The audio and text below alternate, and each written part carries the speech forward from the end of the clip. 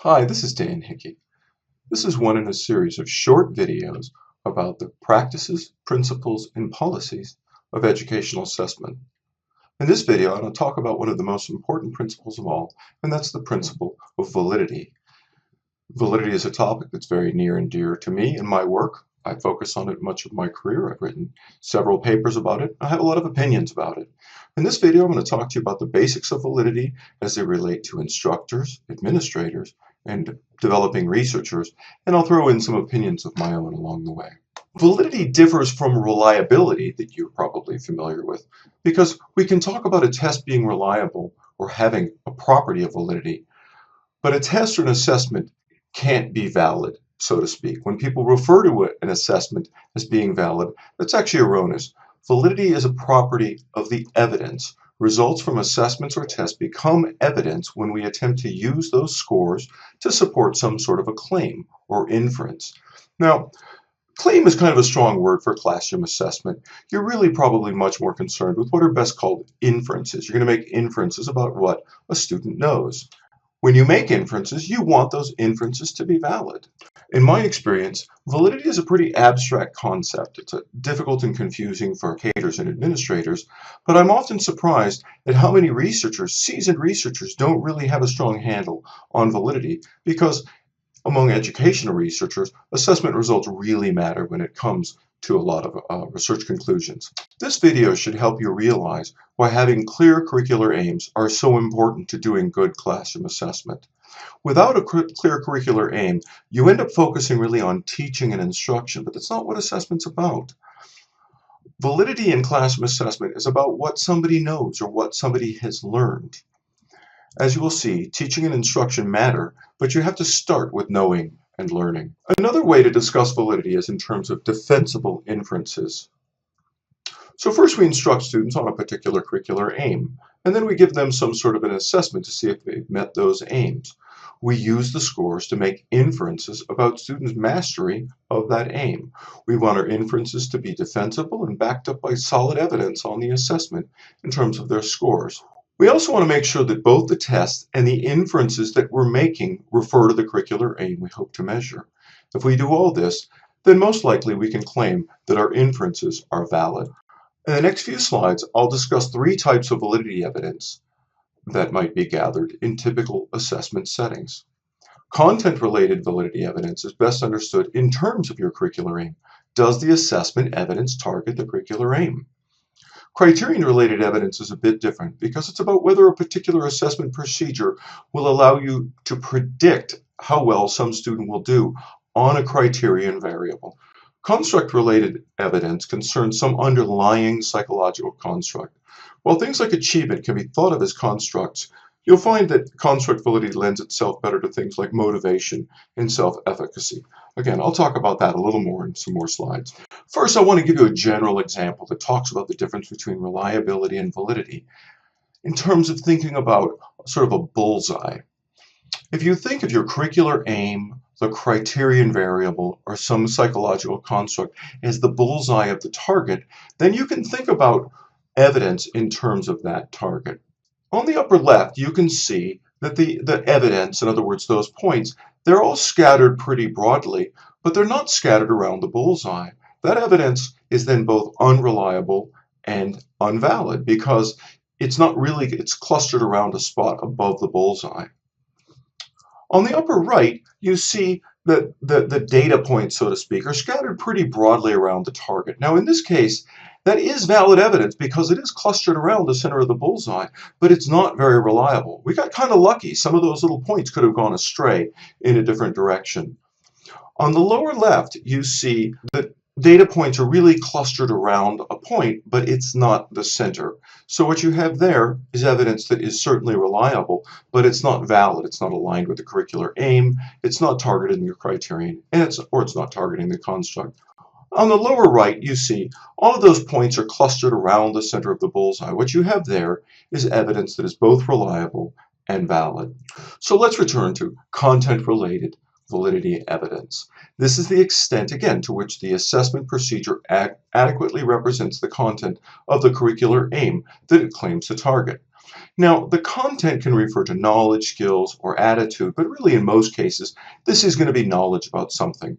You might think of this in terms of particular concepts that students understand, facts that are remembered, or skills that can be demonstrated.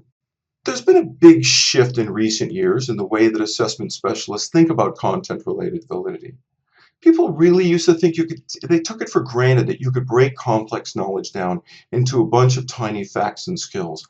But many of us now recognize that curricular aims and assessments need to include sort of so-called higher order skills that really can't be meaningfully broken down into little parts. I'm going to return to this, but the point I want to make though here is that if you have these items on your assessment that really get at these higher level things and they're not broken down, those really need to be on that bullseye, so to speak. When it comes to ensuring content related in your assessments, there are several ways to think about it. The most important one is known as simply developmental care, and this is the one that I want to encourage you to think about and practice the most. That is, when you develop each test item, and most importantly, when you review your completed assessment, you want to just really think hard, is this getting at the content of the curricular aim? Now, as the stakes get higher, you want to start thinking about more sophisticated methods. External review is one. This is similar to the way that you search for bias in assessments. You put together a panel of reviewers. These can be colleagues. These just need to be people who understand your curricular aim to give you second opinions on whether each item is really aligned with the curricular aim. Now, more generally, there's this notion of alignment. And when you get into high-stakes tests, this becomes really important. Here's an overview of 4 steps that Norman Webb has outlined. The first one is called categorical concurrence. And this asks, are the same or consistent categories being used in both the curricular aim and the assessment? Second one has to do with the depth of knowledge. This gets at what I mentioned earlier. To what extent are the cognitive demands of the curricular aim and assessments the same? Now, one of the problems with validity is you often see teachers, in order to try to get a reliable and an efficient assessment, will actually not go nearly as deep into the curricular aim as they try to go to in the curriculum. In other words, they'll just have shallow recognition level multiple choice items for a relatively sophisticated curricular aim involving problem solving, and you end up with evidence that simply isn't valid of whether you've met that curricular aim. The third evaluative criteria in terms of alignment is knowledge correspondence, and this has to do with the span of knowledge reflected in the curricular aim. This gets back to this sort of spread that we talked about earlier, and whether or not you're really covering the whole scope of the curricular aim. And then finally, there's this balance of representation. This is the point I raised earlier, are different curricular aims given appropriate emphasis on a given assessment? Again, if you've got a really central sort of problem-solving task that's worth a lot of points, it should be worth a lot of points, it's going to take students a lot of time to complete, that should really be near the center. Let's shift gears now and talk about criterion-related validity evidence.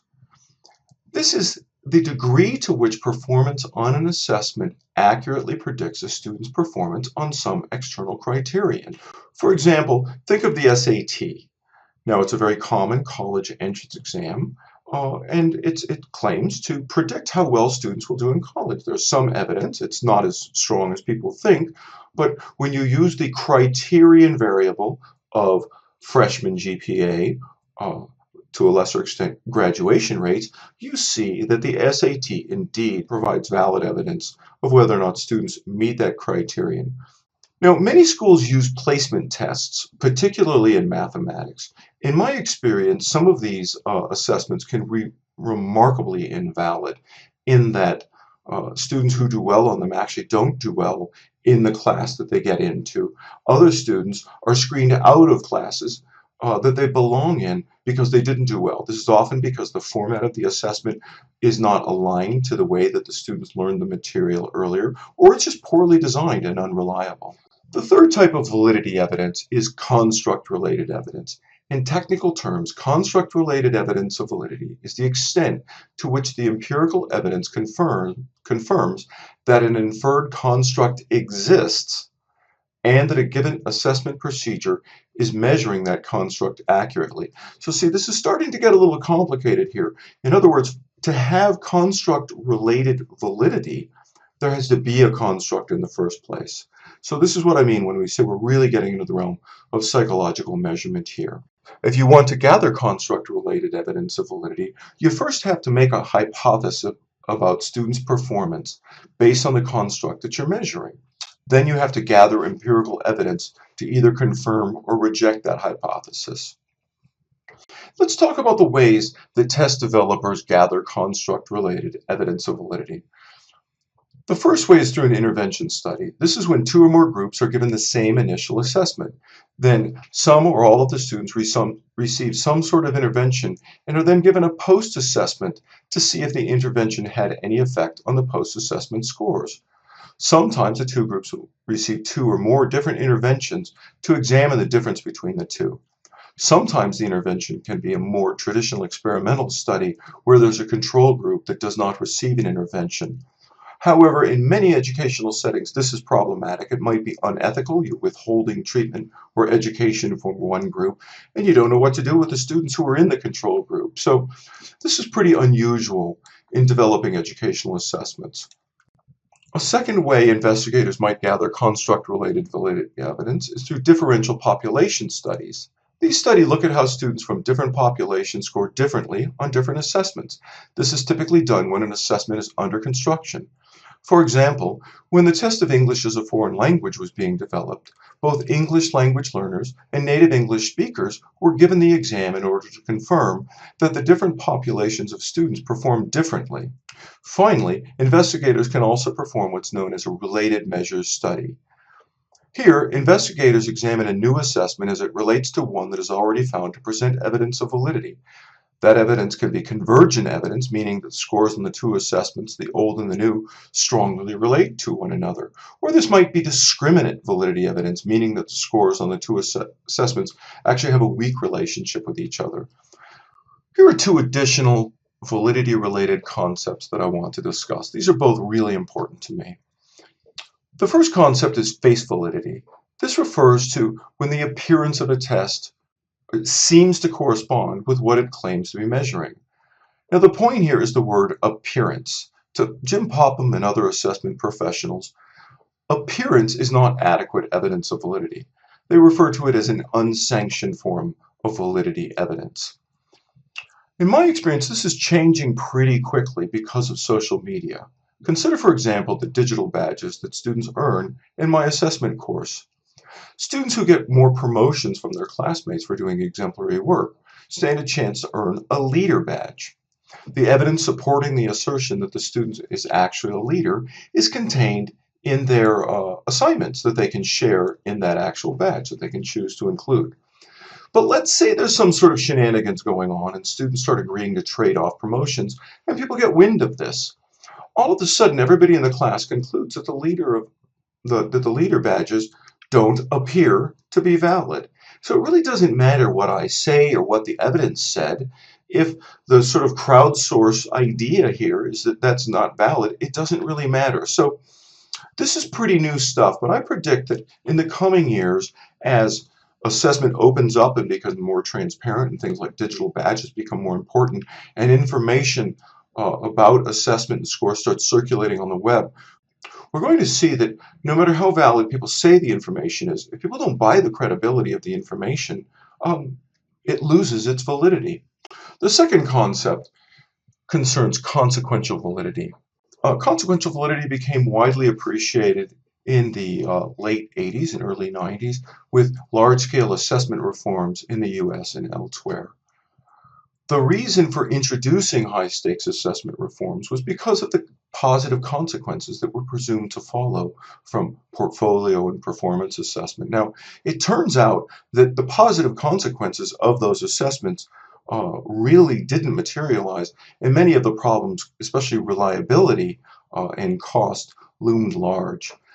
My own career was really shaped by the notion of consequential validity. While I was a postdoc at Educational Testing Service, I began reading the work by Laurie Shepard, where she talked about Shepard began arguing that we should care about consequential validity, but we shouldn't wait until after the assessments are administered. She gave a great example of the kindergarten readiness tests that were very popular in the 70s. Many students were held back 1, 2, or even 3 years from entering kindergarten because the tests that they were given concluded that they weren't ready for kindergarten. These were based on developmental psychology at the time. Well, the consequences were disastrous because we ended up with large numbers of poor and minority students a decade later in high school, freshmen in high school at 17 or 18 years of age. In my work, I think a lot about the consequences of assessment.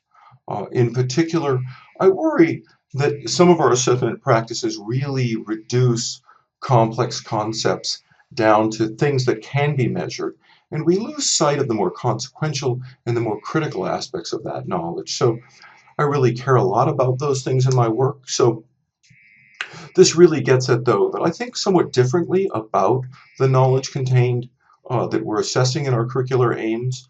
I'm really concerned with the more social and the more contextual knowledge that's difficult to put in assessments. I care a lot about concepts and skills and things that we know how to measure, but I think of those as being sort of secondary concepts. So in my work, what I really try to do is make sure that my classroom assessments really gather evidence that students are taking away the concepts and skills I want them to have, but I really try not to focus on them in my instruction, and I really try not to have the assessments have the consequence of driving too much discussion about what's going to be on the assessment because of the very narrow way that assessments represent the important knowledge that I care about. Let's review the relationship between reliability and validity. To reiterate, reliability is a property of the assessment, whereas validity is the property of the claims we make with that information. Generally speaking, an assessment needs to be reliable to make valid claims. In my opinion, this gets a little overblown, particularly with classroom assessments. The things that I care about, it's very difficult to measure them reliably. So, in my opinion, sometimes it makes sense to sacrifice a little bit of reliability in order to get valid assessments, especially consequentially valid assessments of things that we think are important. Let's review by thinking about the relevance of different kinds of validity evidence. For most educators, content-related validity evidence is going to be the most important. Now, in my own work, I create a lot of assessments for use both in my own classes and in the classrooms where I do research. When I put on my researcher hat, I really worry a lot about how well my assessments represent the content of a curricular aim. These are what I call proximal assessments that are oriented to a particular curricula that embodies that curricular aim. On the other hand, criterion-related evidence is particularly important for administrators and test developers. While I often measure students' achievement of external standards, I'm rarely concerned with whether or not students meet a particular criteria.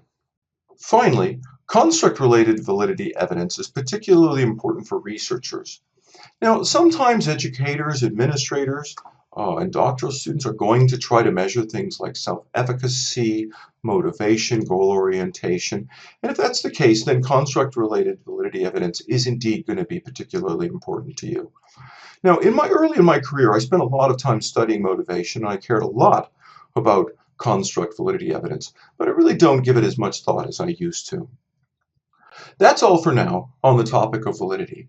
I really want to encourage you to think deeply about validity in the context of your own assessment practice. It was probably a little hard to follow some of these points today. I want you to go back over these points, look up information, read about it in text, and think hard about your own assessments. It's really the only way to make sense of these concepts. That's all for now. Thank you very much. Goodbye.